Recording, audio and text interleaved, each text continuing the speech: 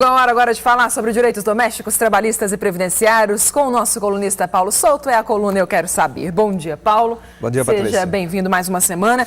Essa história aí da PEC das domésticas ainda está dando o que falar, que não é PEC mais, já é lei, né? A emenda constitucional 72/2013. Eu queria até retificar, porque eu falava emenda constitucional 66/2012, mas o correto é emenda constitucional 72/2013. Tá feita a sua correção aqui, mas tem muita gente mandando pergunta pra gente sobre isso ainda, Paulo. É o caso da Raquel Alves Soares, que é aqui de uma pessoa mesmo, e ela quer saber o seguinte: existe alguma fórmula prática para se calcular o valor de uma hora extra da empregada doméstica?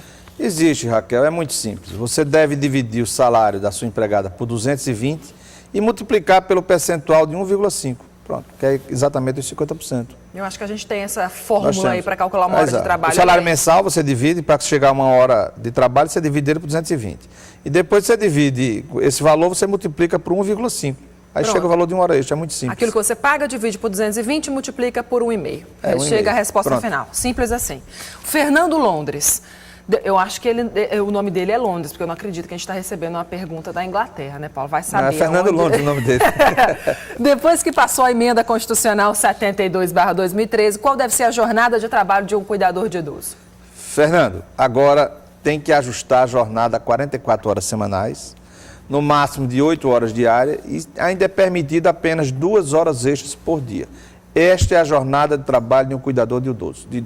Não pode ter mais aquela jornada de 24, folgando 48. A jornada tem que ser 8 horas diárias. Benilda Cavalcante, também aqui da capital. Como devemos agir quando recolhemos o INSS de uma empregada doméstica com código de receita errado?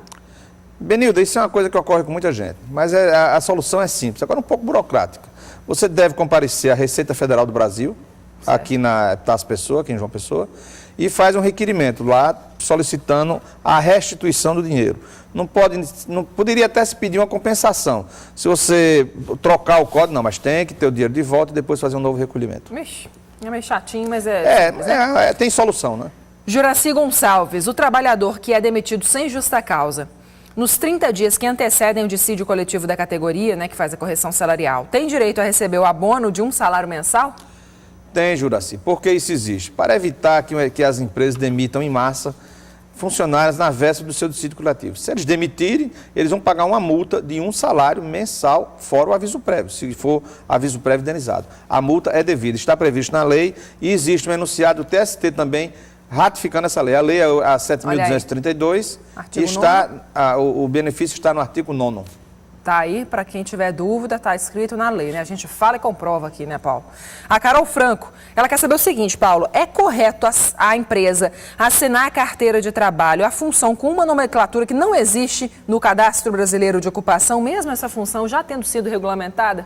Olha, aí não vamos prejudicar o trabalhador. Se a profissão que ele exerce já está regulamentada, não é por falta de um número de CBO que deve constar essa profissão na carteira. Eu acho que é correto, pode colocar sem problema algum.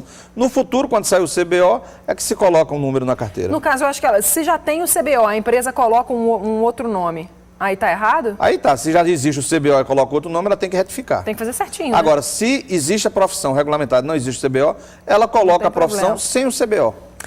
Raquel Porfírio, ela diz assim: fui demitida sem justa causa e darei entrada no seguro-desemprego. Porém, recebi uma proposta de estágio e a empresa fará apenas uma anotação em minha carteira de trabalho. Corro o risco de não receber o seguro? Não, porque o estágio não é emprego. Não conta? Não conta. Não existe recolhimento FGTS, não existe recolhimento INSS, não tem como o sistema sustar o pagamento do seguro-desemprego. Pode receber o seguro e estar estagiando Pode sem estar o menor estagiando, problema, porque estágio não é emprego. Reginaldo Dutra mandou uma pergunta para a gente. Gostaria de saber se as pessoas que recebem benefícios de programas sociais do governo federal podem ter um contrato de trabalho com carteira profissional devidamente assinada, sem perder o risco de perder o benefício? Não, ele corre esse risco, porque o benefício é pago de acordo com a renda per capita familiar. Vai depender do benefício que ele está recebendo. Ele corre o risco. Mas esses programas sociais eles existem para erradicar a pobreza no país. Sim. Se a pessoa tem um emprego, não se justifica receber, né, um benefício. Deixe para quem está precisando. Duas pessoas mandaram a mesma pergunta, é o Rodrigo Silva de Oliveira e a Raíza Helena. Aqueles profissionais que trabalham como prestadores de serviço têm direito a férias e 13º?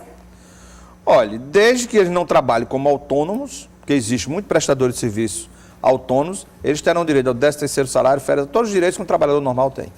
Outra pergunta agora é do Ailton Neves dos Santos. Uma empresa pode cancelar o plano de saúde de seu funcionário quando ele se aposenta? Como é que funciona isso, hein, Paulo? Pode cancelar. Agora ele tem que dar a opção de o empregado continuar no mesmo plano, pagando. O empregado não perde o plano. Para não ter carência, ele continua no plano, naquele mesmo, com todos os benefícios, o mesmo preço. Agora, o aposentado é que vai pagar.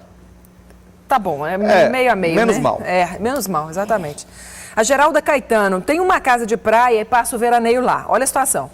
A minha secretária questiona que está cuidando de 2 casas. Só que quando ela está na praia, é claro que ela não está no meu apartamento. Estou agindo dentro da lei, é preocupação da dona Geralda. Olha, dona Geralda mandou esse e-mail, inclusive ao lado dela agora, Beta, que é a empregada dela, que ela disse que ia assistir, ela me pediu para explicar a Beta. Não, Beta, a sua patroa está corretíssima. Quando você está trabalhando no apartamento, não está trabalhando na casa de praia. O empregado doméstico trabalha para o empregador em sua residência, ele pode ter mais de uma residência.